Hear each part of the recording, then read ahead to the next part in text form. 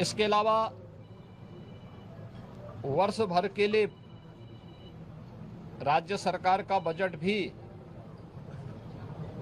इसी सत्र के दौरान पारित होता है। अन्य विधायी कार्यों के साथ ही जनहित से जुड़े हुए, राज्य के विकास से जुड़े हुए महत्वपूर्ण मुद्दों पर भी सदन में चर्चा होती है।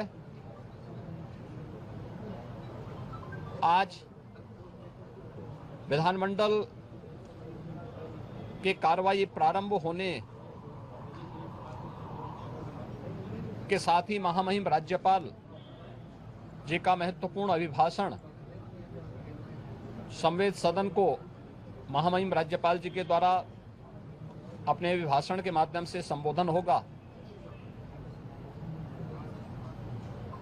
इसके उपरांत कल से महामहिम राज्यपाल के भाषण पर सदन में चर्चा भी होगी। 20 फरवरी को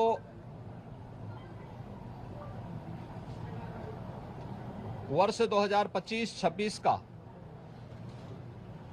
उत्तर प्रदेश का सामान्य बजट सदन में प्रस्तुत होगा। सदन 18 फरवरी से लेकर 5 मार्च तक के लिए प्रस्तावित किया गया है। उत्तर प्रदेश के इतिहास में ऐसे बहुत कम क्षण आए हैं जब इतने लंबे समय के लिए सदन आहूत किया गया हो, लेकिन सदन की कार्रवाई सुचारू रूप से संपन्न हो, यह केवल सत्ता पक्ष का ही दायित्व नहीं होता है, बल्कि विपक्ष का भी उतना ही महत्वपूर्ण दायित्व बनता है। सदन चर्चा परिचर्चा का एक मंच बने। उत्तर प्रदेश के विकास को लेकर के डबल इंजन की भारतीय जनता पार्टी की सरकार ने पिछले लगभग 8 वर्ष के अंदर जो प्रतिमान स्थापित किए हैं वह अभूतपूर्व है। उसकी झलक अभिभाषण के माध्यम से भी और सदन के अंदर चर्चा परिचर्चा के माध्यम से भी देखने को मिलता है। उत्तर प्रदेश के परसेप्शन में आए हुए व्यापक बदलाव देश और दुनिया के द्वारा उत्तर प्रदेश को आकर्षण का केंद्र मानते हुए जो वर्तमान में स्थितियां दिखती हैं, स्वाभाविक रूप से हताश और निराश विपक्ष इन मुद्दों पे चर्चा करने से भागने का प्रयास करता है, सदन की कार्रवाई में बाधा पैदा करने का प्रयास करता है। विपक्ष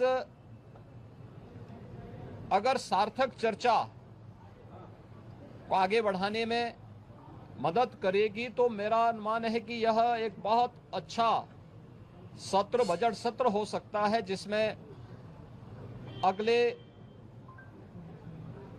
5 मार्च तक चलने वाली सदन की कार्रवाई को न केवल महामहिम राज्यपाल जी के भाषण पर चर्चा करने और सभी सदस्यों को अपनी बात को रखने का, बल्कि सामान्य बजट और अनुदान मांगों पे भी चर्चा के साथ ही विधायी कार्यों को संपन्न करने के साथ साथ अन्य महत्वपूर्ण मुद्दों पर भी, जनहित से जुड़े हुए महत्वपूर्ण मुद्दों पर भी प्रभावी चर्चा का एक मंच सदन बन सकता है और माननीय सदस्यों को अपनी बात को प्रभावी ढंग से रखने का एक अवसर भी प्राप्त होगा।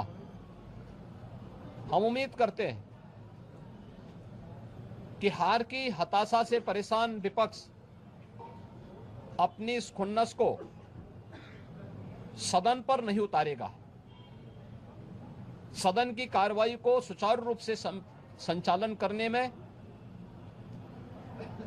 एक सकारात्मक योगदान की हम अपेक्षा करते हैं और मैं सरकार की तरफ से आश्वस्त करता हूं कि जिस भी मुद्दे पर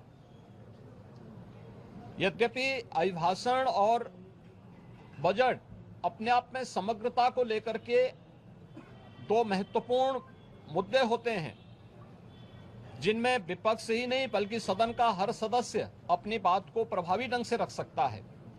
लेकिन इसके इतर भी अगर किसी मुद्दे पर विपक्ष चर्चा करना चाहेगा, सरकार उसका तथ्यात्मक जवाब देने के लिए पूरी तौर पर तैयार है।